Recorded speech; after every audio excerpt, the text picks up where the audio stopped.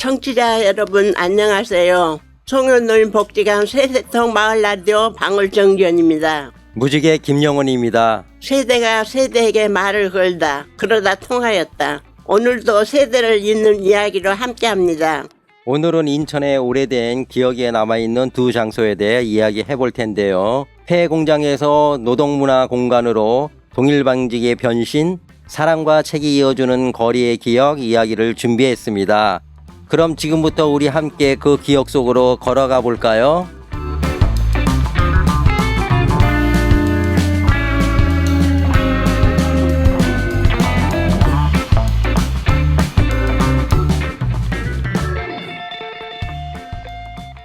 첫 번째로 소개할 코너는 폐공장에서 노동문화 공간으로 동일방직의 변신입니다.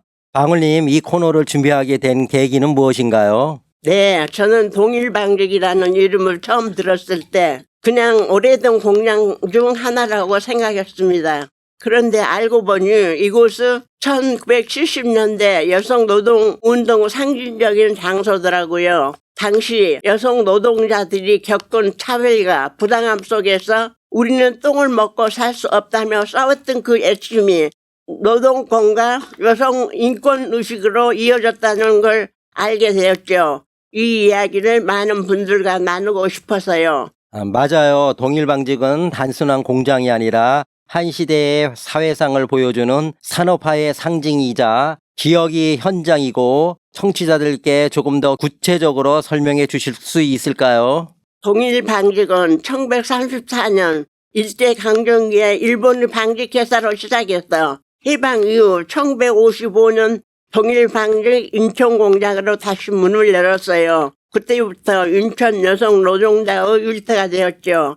하지만 열악한 환경과 장시간 노동, 노조 탄압 속에 1978년에는 분노 투척 사건이 일어나기도 했습니다. 사건은 결국 한국 노동운동사의 한 장면이었죠. 그 구호 우리는 똥을 먹고 살 수 없다 정말 강렬했죠. 당시 여성 노동자의 분노와 절박함이 담겨 있었어요. 그곳에 어떤 변화가 있었나요? 공장이 문을 닫은 뒤 한동안 폐허로 남아 있었지만 최근엔 시민단체와 인천시가 함께 동일방직 자리를 노동기업공원으로 재생하려는 논의가 이어져 가고 있습니다. 벽돌 건물 일부는 그대로 보존하고 노동자들의 이야기를 담은 기록관이나 문화 전시 공간으로 바꾸자는 움직임도 있어요. 그렇군요. 산업화의 상처가 남은 공간이지만 그 상처가 기억과 성찰의 장소로 다시 태어나고 있네요. 그럼 마지막으로 이번 코너를 통해 전하고 싶은 메시지가 있을까요? 동일방직은 단순히 과거 공장이 아니라 지금 우리 사회에 서 있는 자리를 돌아보게 하는 장소라고 생각해요. 그들의 애침과 여전히 유효하다고 느꼈습니다.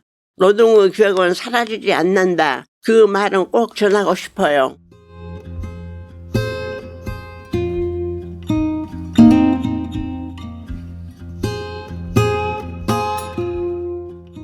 마지막으로 소개할 코너는 사람과 책이 이어주는 거리의 기억입니다. 무지개님, 이 코너를 준비하게 된 계기가 무엇인가요?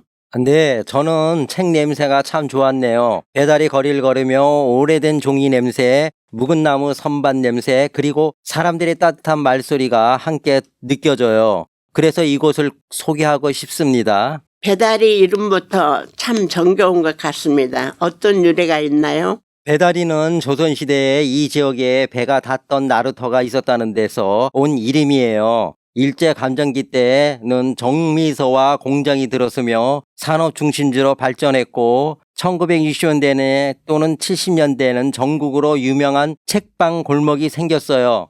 한때는 40곳이 넘은 헌책방 거리였지만 지금은 7집 남짓 남아 있습니다. 세월의 흐름이 느껴지네요. 요즘은 인터넷으로 책을 주문하니까요. 헌책방 골목을 찾는 사람들이 줄어들 것 같습니다. 맞아요. 그런데 이런 배달이 헌책방 거리에 활력을 불어넣은 시도가 진행되고 있습니다.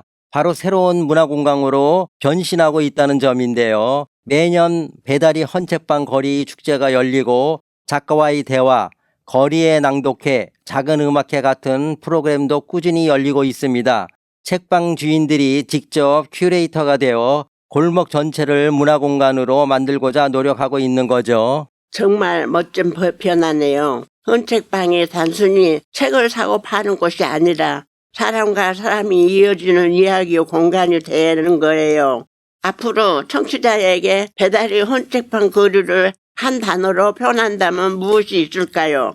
책을 매개로 세대가 소통하고 옛 추억과 새로운 감정이 함께 머무는 공간으로 바로 배달이라고 생각합니다. 그래서 저는 이 거리를 시간을 걷는 타임머신이라고 부르고 싶어요. 낡은 책 한 권을 펼치면 그 안에 옛 독자의 흔적과 당시 공기가 함께 느껴지니까요.